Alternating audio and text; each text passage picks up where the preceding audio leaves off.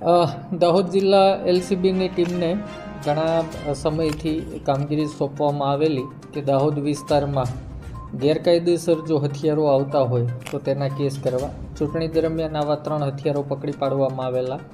એ જ રીતે દાહોદ રૂરલ વિસ્તારમાંથી રોજમ ગામેથી રીતેશ નામના વ્યક્તિ પાસેથી ગઈકાલે એક વેપન અને 8 રાઉન્ડ એમની પાસેથી બરામદ કરવામાં આવ્યા છે. આરોપીનું નામ છે રાહુલ ચીમનભાઈ બારિયા. પૂછપરછમાં જણાવે છે કે આ વેપન એમના પિતાએ ખરીદેલું, જે હાલમાં હોસ્પિટલાઇઝ છે.